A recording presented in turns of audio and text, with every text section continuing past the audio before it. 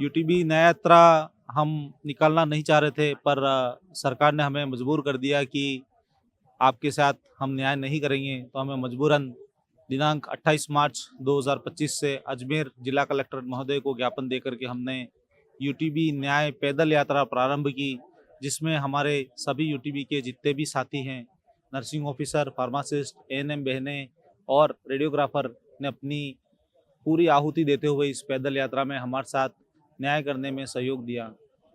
सरकार के द्वारा बताया गया कि हमें इस फार्मासिस्ट कैडर, नर्सिंग कैडर और एएनएम कैडर से इनकी जो सेवाएं थी वो समाप्त कर दी गई है। सरकार द्वारा इस तरह का आदेश जारी करना हमारे बहुत सारे परिवार के लिए बेरोजगारी की राह को दिखाता है। बेरोजगार होना व्यक्ति के लिए अपने आप में कलंक है। जिन व्यक्तियों को आप रोजगार देकर के जब बेरोजगार कर देते हो तो दर दर की ठोकरें खाने को मजबूर हो जाता है और अपने परिवार का पालन पोषण करने के लिए भी मजबूर हो जाता है, क्योंकि इस महंगाई के दौर में जब व्यक्ति अपने सैलरी अर्न नहीं कर पाता है तो बहुत सारे दुखों का सामना करता है। इस न्याय यात्रा को लेकर के हमने 28 मार्च से पैदल यात्रा शुरू की, जिसमें पहले दिन हम किशनगढ़ में, दूसरे दिन दूदू में, तीसरे दिन बगरू में और चौथे दिन 200 फीट से होते हुए आज शहीद स्मारक पर हमारी इस न्याय पैदल यात्रा का समापन हुआ है।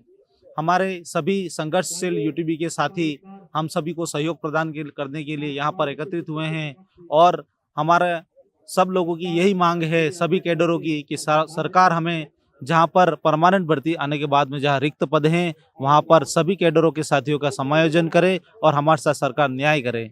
यही सी हमारी सरकार से विनती है। पूर्व में भी हमने सरकार के जो कर्मचारी हैं उनको बहुत सारे ज्ञापनों के माध्यम से हमने हमारी समस्याओं से अवगत कराया।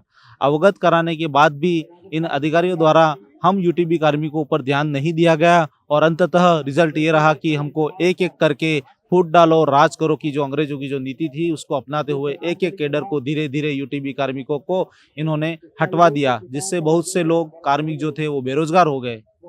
मुझे जहाँ तक पता है भारतवर्ष कर्म प्रधान देश है। हमारी मांग यही है सरकार से कि हम सभी यूटीबी कार्मिकों, सभी कैडरों का किसी न किसी रूप में रिक्त पदों पर समायोजन करें और हमें बेरोजगार होने से बचाएं। यही सरकार से विनती है, आग्रह है।